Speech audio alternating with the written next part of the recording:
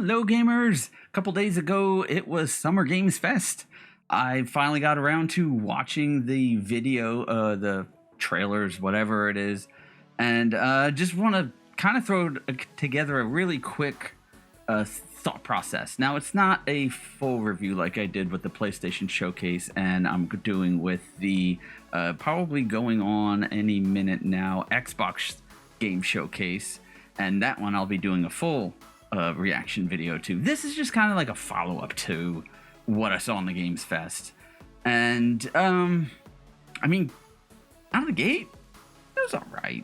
I mean, they had a couple of good things in there. So I'm just going to kind of rattle off a couple of the games that I was taking notes on. The Throne and Liberty MMO. Yeah, the random place to start. But I played Guild Wars 2, so I figured, maybe we'll start there.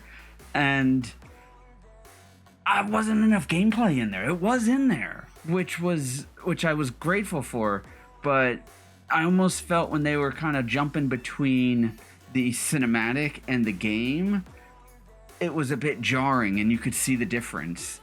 But some of the concepts I liked. The changing into the animals was pretty cool. They showed a lot of it changing into a bird, and I'm sure there was something else, but I'm not quite remembering the other animals. But I definitely saw them jumping high in the air, turning into a bird, and then you saw a flock of them flying. I think that could be a really cool and unique gameplay mechanic, but I think maybe that's the way to get around a mount system. Maybe switching into, I think it depends on the combat. And the combat, I think, mostly showed them with your typical fantasy weapons, again, like Guild Wars. When I saw the game, I was just kind of sitting there going, Guild Wars. But I think I want to see more of that. I know they said something about getting into either the open tech test or something like that. Maybe I will if I have time. But anyway, it's just a random thing caught my eye. Jump into it. It's a big one for a lot of folks. I haven't played the first one, so I know Alan Wake 2 was a big deal. And I saw the gameplay. I saw the trailer from the showcase.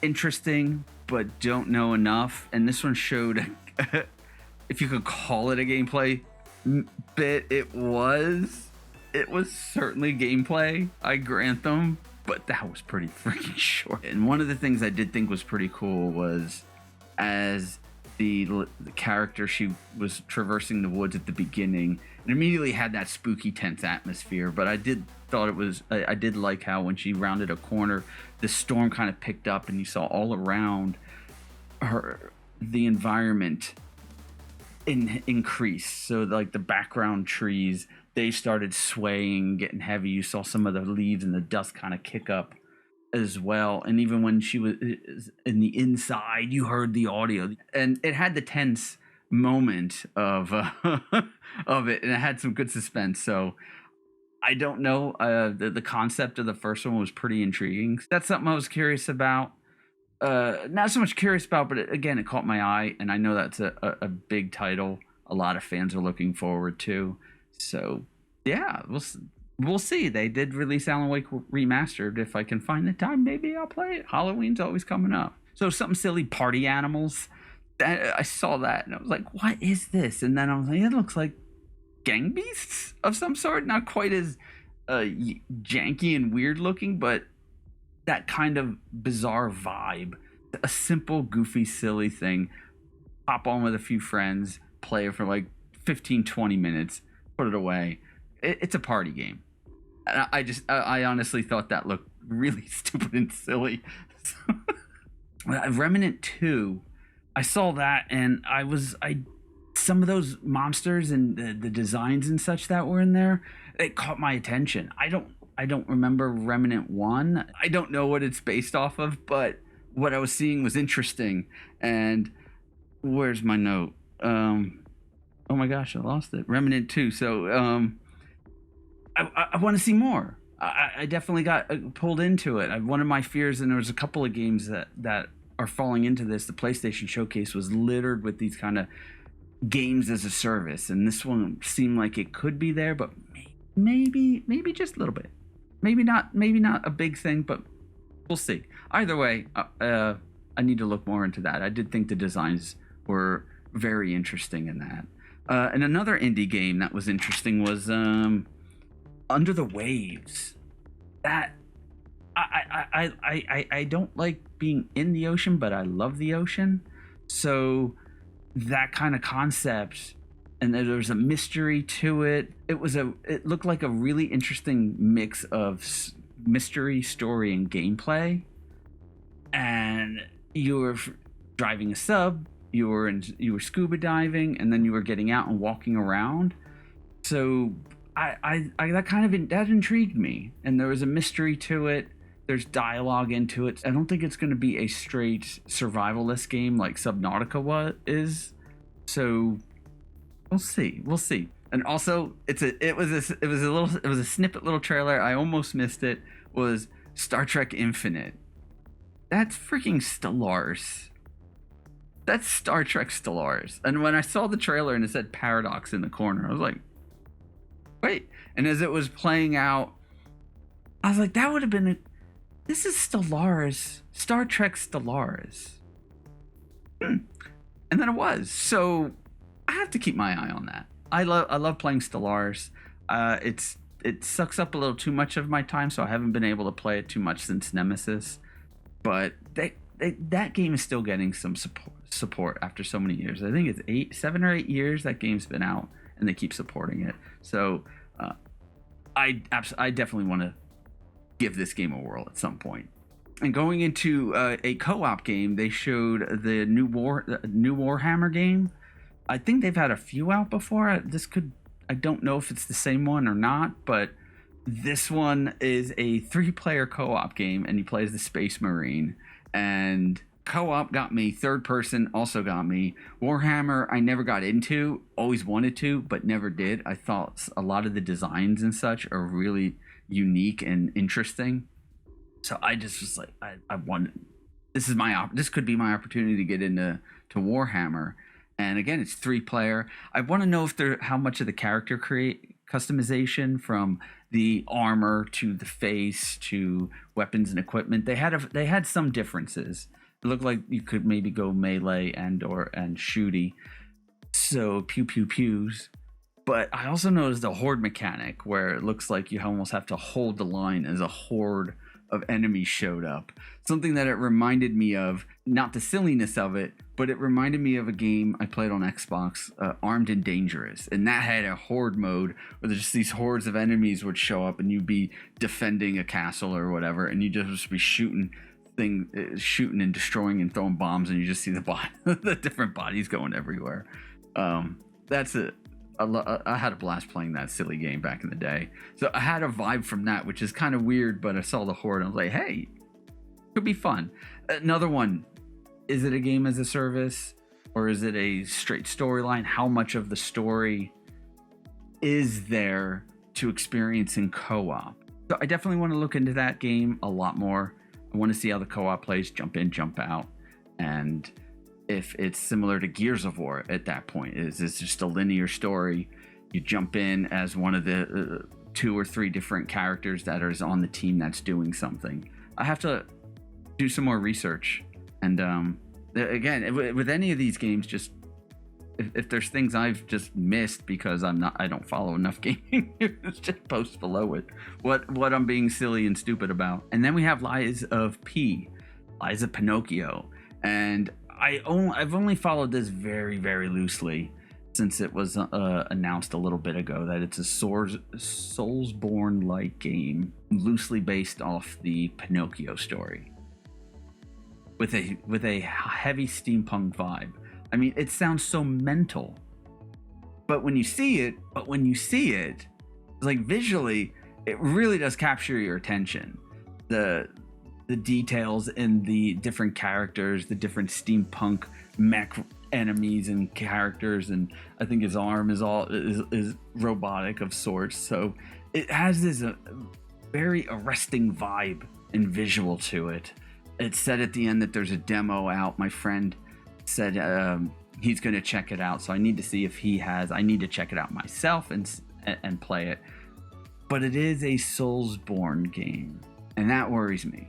As much as I dare I say it, and I'm having a very good time with Bloodborne, that game does piss me off. Whew. So I don't know how many of those kind of games I want to subject myself to. So I'm gonna keep my eye on this. All of these, I'm like a broken record though. These are the games I'm keeping my eye on. I want to know more. I need to look into them more. And Liza P is definitely one of those. Let's get to Sonic the Hedgehog. He's coming back, as he should, in a 2D game. You know, enough of keeping Sonic in all these 3D open worlds and this, that, and the other.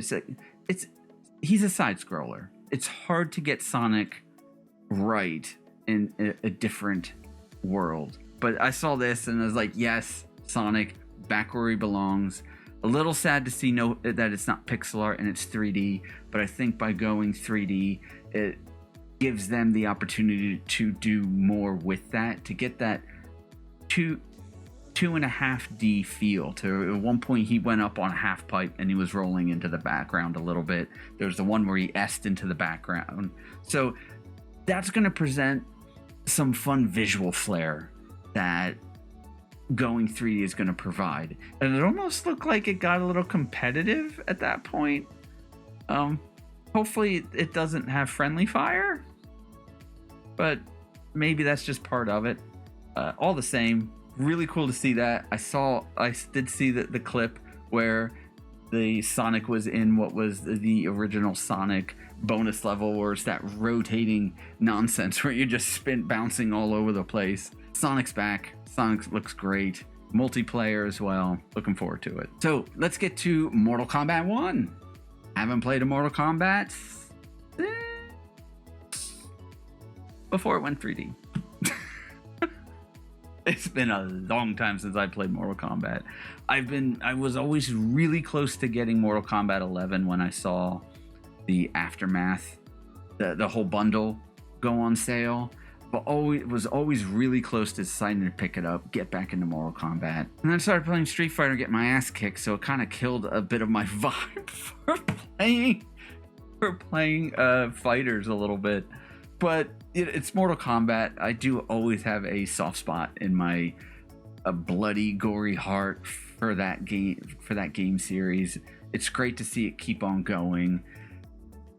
Although this odd alternate reality time traveled soft hard reboot that they're doing, I don't know. Liu Kang is in Raiden's position. Raiden is in Liu Kang's position. Kind of odd. Not gonna lie, kind of odd. That said, what looked like in-game cinematics, perhaps how it merged and melded into the fighting, was really good. I mean, visually it was really good. The lip sync, the facial animations, that all looked solid. But it is cinematics. It'd be interesting to see the difference between a cinematic and when they walk into the fight intros. Maybe they can change up a little bit. That said, I have a soft spot for Katana. Yeah, I'm a dude, but Katana and Melina, it looks like we're gonna get some or re-envisioning of that backstory. So that was cool to see those two going at it. Scorpion, Sub-Zero, always. There was was it a new character? Or did I just miss that it was Johnny Cage that had the sword? And there was these ghost enemies, or not ghost enemies, but the special attacks were like an alternate form of ghosty doppelganger, and they were attacking in different ways.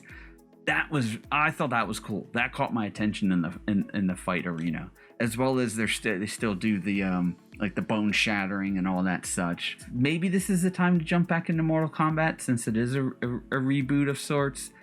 And yeah, fatalities, but I was laughing at the fatalities. Is that where it's gone? Is that the fatalities are just so over the top, they're comical?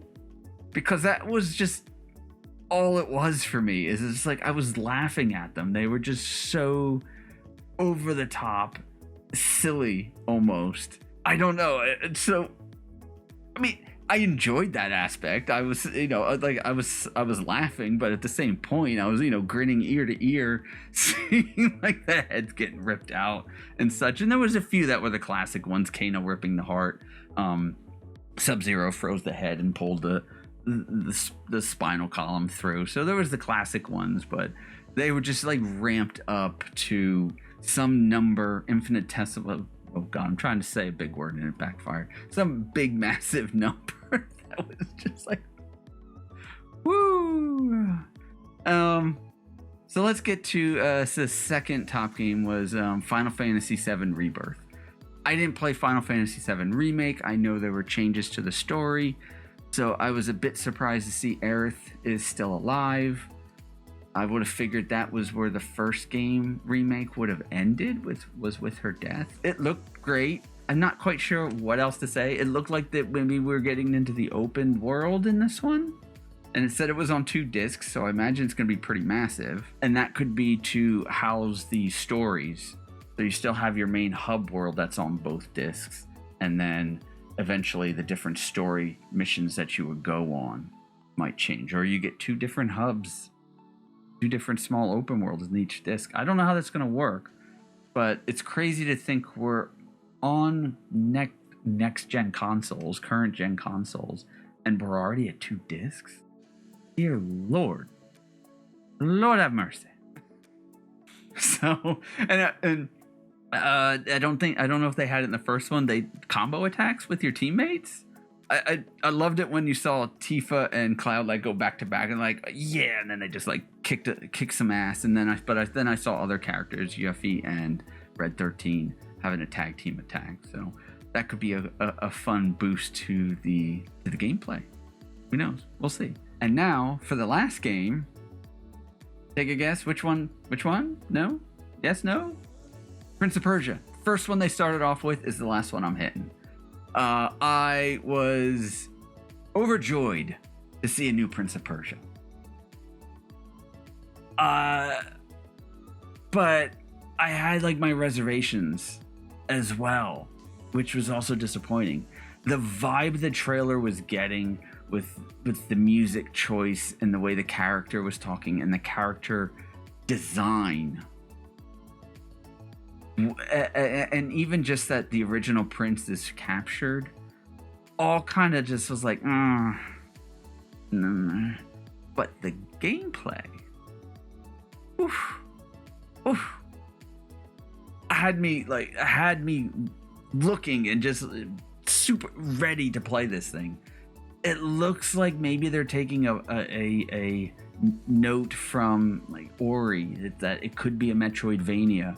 The way he was dashing across and avoiding spikes and then jumping into the sword play, which was pretty cool, which was not Ori-like, but the platforming and jumping gave me an Ori vibe.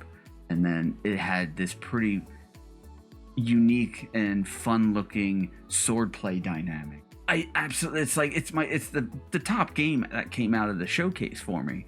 However, I have my reservations on like maybe the general direction that they're going with it. But it's an all new Prince of Persia.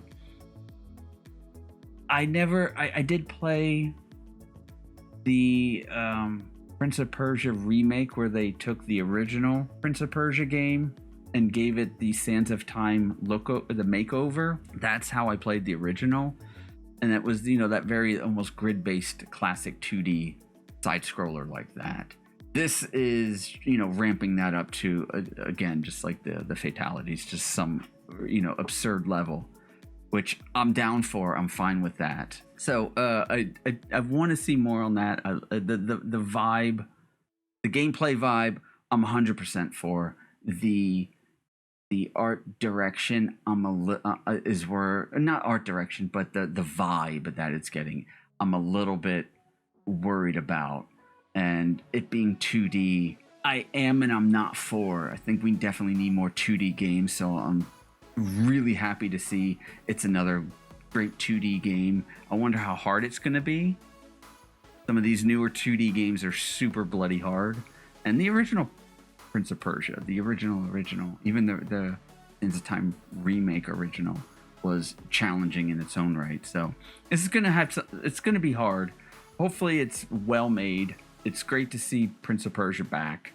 And I mean, I think that's about it. I probably repeated myself on that one. So yeah, I mean, that's about it. There's a couple other things that were interesting, but generally it was kind of just lackluster, this one. I mean, even the PlayStation showcase was still just kind of meh. There was things that on second thought got my attention, and maybe this might be similar, but overall some of these games are they were there. It's not bad. And I'm sure that for some of you, there's some Mortal Kombat, Spider-Man 2, Alan Wake are probably some of the you're super hyped on. But it's games I haven't entirely been able to get into. So not so much get into, I haven't played. So it's hard for me to get super psyched for something that is a sequel. But that said, I imagine that it's really exciting for those that have played it. Thank you for watching again, and my channel's got different gameplays, videos of what I'm going through, a few other reaction videos. Again, thank you. Bye.